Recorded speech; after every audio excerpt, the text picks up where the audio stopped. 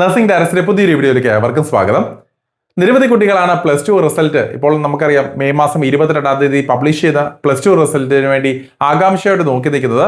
കാരണം അത് കഴിഞ്ഞതിന് ശേഷമായിരിക്കും അവര് നഴ്സിംഗ് അല്ലെങ്കിൽ പാരാമെഡിക്കൽ കോഴ്സുകളിലേക്ക് സെലക്ട് ചെയ്യുന്നതിനെ കുറിച്ചൊക്കെ ചിന്തിച്ചു തുടങ്ങുകയുള്ളൂ.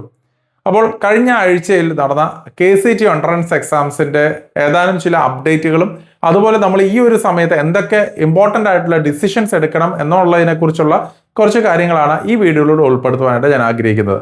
കഴിഞ്ഞ ആഴ്ച അതായത് ഏപ്രിൽ മാസം 23, 24 തീയതികളിൽ കർണാടകയുടെ എൻട്രൻസ് എക്സാം അഥവാ KCET എൻട്രൻസ് എക്സാംസ് നടക്കുകയുണ്ടായല്ലോ. അപ്പോൾ ഞാനും കർണാടകയിൽ നിരവധി കുട്ടികളോടൊപ്പം തന്നെ കർണാടകയിൽ എത്തിയിട്ടുണ്ടായിരുന്നു. അപ്പോൾ പല എക്സാം സെന്ററുകളും വിസിറ്റ് ചെയ്തപ്പോൾ എനിക്ക് മനസ്സിലാക്കാൻ കഴിയുന്ന ഒരു കാര്യം, കഴിഞ്ഞ വർഷങ്ങളെ അപേക്ഷിച്ച് വളരെ കുറച്ച് കുട്ടികൾ മാത്രമാണ് ഈ ഒരു വർഷം KCET എൻട്രൻസ് എക്സാംസ് എഴുതിയിട്ടിരിക്കുന്നത്. അതുകൊണ്ട് തന്നെ ഇപ്പോൾ ഈ ഒരു വർഷം KCET എൻട്രൻസ് എക്സാംസ് എഴുതിയിരിക്കുന്ന മിക്കവാറും കുട്ടികൾക്കൊക്കെ തന്നെ ടോപ്പ് റെപ്യൂട്ടഡ് ആയിട്ടുള്ള കോളേജുകളിലേക്ക് അഡ്മിഷൻസ് കിട്ടും എന്നുള്ളതാണ് ഞാൻ മനസ്സിലാക്കിയത്. അപ്പോൾ പല കുട്ടികളും എക്സാമിന് വേണ്ടി രജിസ്റ്റർ ചെയ്ത് കഴിഞ്ഞതിന് ശേഷവും എക്സാംസ് എഴുതാതിരുന്ന ഒരു സാഹചര്യം ഉണ്ടായിട്ടുണ്ട്. അപ്പോൾ റെപ്യൂട്ടഡ് ആയിട്ടുള്ള മെഡിക്കൽ കോളേജുകളിലേക്ക് അഡ്മിഷൻസ് നേടുവാനായിട്ട് ഒരു പക്ഷേങ്കിലും ചില കുട്ടികൾക്കെങ്കിലും അത് ബുദ്ധിമുട്ട് വന്നെന്നും വരാം. പക്ഷേ നമ്മളൊരു കാര്യം മനസ്സിലാക്കേണ്ടത്, ഒരു കോളേജിൽ 20% വരുന്ന സീറ്റുകൾ മാനേജ്മെന്റ് കാറ്റഗറിയിൽ എക്സാംസ് എഴുതാതെയും നിലവിലത്തെ സാഹചര്യത്തിൽ നമുക്ക് അഡ്മിഷൻ നേടാൻ സാധിക്കുന്നതാണ്. പക്ഷേ പല കുട്ടികളും ഏജന്റുമാർ പറയുന്നതനുസരിച്ച് 50,000, 1,00,000 രൂപ കൂടുതൽ എക്സാംസ് എഴുതിയില്ല എന്നുള്ള കാരണത്താൽ കൂടുതൽ ഫീസുകൾ കൊടുക്കുകയും അങ്ങനെ അഡ്മിഷൻസ് നേടുന്ന സാഹചര്യങ്ങൾ ഉണ്ടാവാറുണ്ട്. അപ്പോൾ നിങ്ങളൊരു കാര്യം ശ്രദ്ധിക്കേണ്ടത്, കേരളത്തിൽ പുറത്തേക്ക് നോക്കിക്കഴിഞ്ഞാൽ തമിഴ്നാട്ടിലാണെങ്കിലും കർണാടകയിലാണെങ്കിലും നിരവധി കോളേജ് ഓപ്ഷൻസ് അവൈലബിൾ ആണ്. അത് മെഡിക്കൽ കോളേജുകളോടനുബന്ധിച്ചിട്ടുള്ള നഴ്സിംഗ് കോളേജുകളാണെങ്കിലും അല്ലെങ്കിൽ ഹോസ്പിറ്റലോട് കൂടിയ നഴ്സിംഗ് കോളേജുകളാണെങ്കിലും നിരവധി ഓപ്ഷൻസും അവൈലബിൾ ആണ്. അപ്പോൾ ഞാൻ കഴിഞ്ഞ ആഴ്ച ബാംഗ്ലൂരൊക്കെ വിസിറ്റ് ചെയ്തപ്പോൾ പല കോളേജുകളിലേക്കും അഡ്മിഷൻസ് ഏകദേശം പകുതിയിൽ മുകളിലെ സീറ്റുകൾ കംപ്ലീറ്റ് ആയ സാഹചര്യമാണ് കാണുന്നത്. അതുകൊണ്ട് തന്നെ പ്ലസ് ടു റിസൾട്ട് വന്നു കഴിഞ്ഞാൽ തീർച്ചയായിട്ടും നല്ല രീതിയിൽ ഫീസ് വർധനവും അതോടൊപ്പം തന്നെ മികച്ച കോളേജുകൾ അഡ്മിഷൻ നേടാനുള്ള ബുദ്ധിമുട്ടുകളും ഉണ്ടാവാൻ സാധ്യതയുണ്ട്. അപ്പോൾ നിങ്ങളുടെ പ്ലസ് ടു മാർക്കിനെ അടിസ്ഥാനപ്പെടുത്തി നിങ്ങൾ തീരുമാനങ്ങൾ എടുക്കുക. എന്തു തന്നെയായാലും മെയ് മാസം 22-ാം തീയതി വരുന്ന റിസൾട്ടിനെ ആസ്പദമാക്കി തന്നെയായിരിക്കും കേരളത്തിൽ കട്ട് ഓഫ് മാർക്കുകൾ മനസ്സിലാക്കാനായിട്ട് കഴിയുകയുള്ളൂ. എന്നിരുന്നാൽ തന്നെ സയൻസ് സബ്ജക്റ്റുകൾക്കെല്ലാം ചേർന്ന് സെക്കൻഡ് ഇയറിൽ ഒരു 90% മുകളിലേക്ക് മാർക്കുള്ള കുട്ടികൾക്കാണ് അത്യാവശ്യം ഭേദപ്പെട്ട ഒരു കോളേജിൽ കേരളത്തിൽ അഡ്മിഷൻസ് കിട്ടാനായിട്ട് സാഹചര്യം ഉണ്ടാവുകയുള്ളൂ. അതിൽ താഴെ മാർക്കുള്ള കുട്ടികൾ കഴിഞ്ഞ ദിവസങ്ങൾക്ക് നിരവധി കുട്ടികളും പേരൻസും കോൺടാക്ട് ചെയ്തപ്പോൾ മനസ്സിലാക്കാൻ കഴിയുന്നത് 70%, 80% മാത്രം മാർക്കുകൾ പ്രതീക്ഷിക്കുന്ന കുട്ടികൾ പോലും കേരളത്തിലേക്ക് വെയിറ്റ് ചെയ്ത് നിൽക്കുന്നുണ്ട്. അപ്പോൾ അങ്ങനെയുള്ള കുട്ടികൾ തീർച്ചയായിട്ടും ഈ ഒരു സമയത്ത് ഉചിതമായിട്ടുള്ള തീരുമാനങ്ങൾ എടുക്കാനായിട്ട് പ്രത്യേകം ശ്രദ്ധിക്കുക. നഴ്സിംഗ് ഡയറീസിന്റെ ഭാഗത്തു നിന്നും നിങ്ങൾക്ക് നല്ല രീതിയിലുള്ള ഗൈഡൻസ് സപ്പോർട്ടുകൾ കോളേജുകൾ തിരഞ്ഞെടുക്കുവാനായിട്ടും അതുപോലെ കോളേജിലെ ആക്ച്വൽ ഫീസ് എത്രയാണെന്ന് മനസ്സിലാക്കി സ്കോളർഷിപ്പോടുകൂടി തന്നെ ഫീസ് അളവിൽ തന്നെ നിങ്ങൾ ചേരാൻ ഉദ്ദേശിക്കുന്ന കോളേജിൽ തന്നെ അഡ്മിഷൻ നേടാനായിട്ടും സാഹചര്യമുണ്ടെന്നും കൂടെ മനസ്സിലാക്കുക. അപ്പോൾ പലപ്പോഴും കാണുന്ന ഒരു കാര്യം, ഇപ്പോൾ മംഗലാപുരത്തുള്ള ഒരു കോളേജ് ആണെന്ന് തെറ്റിദ്ധരിപ്പിച്ചിട്ട് 4 മണിക്കൂറും 5 മണിക്കൂറും അകലെയുള്ള നല്ല ദൂരത്തിലുള്ള കോളേജുകളിലൊക്കെ മാർക്കറ്റ് ചെയ്യുന്ന സാഹചര്യങ്ങൾ കാണാറുണ്ട്. അപ്പോൾ നിങ്ങൾക്ക് ഗൂഗിൾ മാപ്പ് പോലെയുള്ള ചില ബേസിക് ആയിട്ടുള്ള ടെക്നിക്കുകളൊക്കെ ഉപയോഗിച്ചുകൊണ്ട് തന്നെ നിങ്ങൾക്ക് ഡിസ്റ്റൻസുകൾ കാര്യങ്ങളൊക്കെ മനസ്സിലാക്കുകയും കോളേജ് ലൊക്കേഷൻസ് എവിടെയാണെന്നുള്ളത് പരിശോധിക്കുകയൊക്കെ ചെയ്യാവുന്നതാണ്. പല കോളേജുകളിലും ഇല്ലീഗലായിട്ടൊക്കെ ഒന്നിലധികം കോളേജുകൾ കൂട്ടിച്ചേർത്ത് പ്രവർത്തിപ്പിക്കുന്ന രീതിയിലും സാഹചര്യങ്ങൾ കാണാറുണ്ട്. അതുകൊണ്ട് തന്നെ നിങ്ങൾ കോളേജുകളെ കുറിച്ച് വ്യക്തമായിട്ട് മനസ്സിലാക്കാതെ അത് ഒരു കോളേജിലും കേരളത്തിലായാലും കേരളത്തിന് പുറത്തേക്കുള്ള കോളേജുകളാണെങ്കിലും ചേരരുത് എന്നാണ് എനിക്ക് സൂചിപ്പിക്കാനുള്ളത്. അതുപോലെ തന്നെ പാരാമെഡിക്കൽ കോഴ്സുകൾ ചൂസ് ചെയ്യുമ്പോഴും നമ്മൾ സെലക്ട് ചെയ്യുന്ന ഇൻസ്റ്റിറ്റ്യൂഷൻ വളരെയധികം ഇമ്പോർട്ടൻ്റ് ആണ്.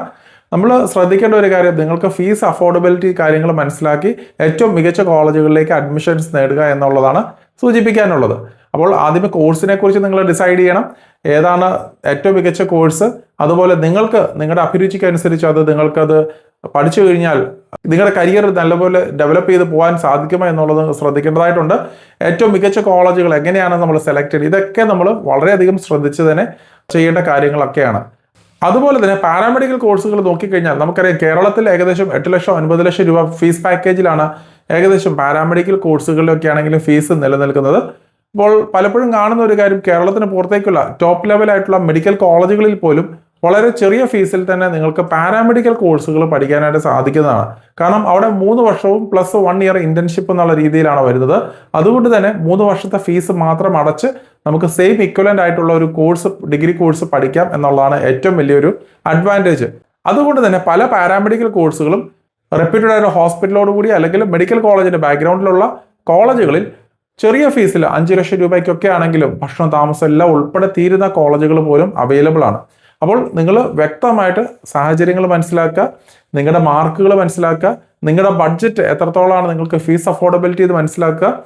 അതുപോലെ തന്നെ നിങ്ങൾ ഏത് ഏരിയയിലേക്കാണ് ലൊക്കേറ്റ് ചെയ്യാൻ താല്പര്യപ്പെടുന്നത്, അപ്പോൾ ആ കോളേജിന്റെ ഫീച്ചേഴ്സ്, ഫെസിലിറ്റീസ് എല്ലാം മനസ്സിലാക്കി തന്നെ അഡ്മിഷൻസ് എടുക്കുവാനായിട്ട് പ്രത്യേകം ശ്രദ്ധിക്കുക.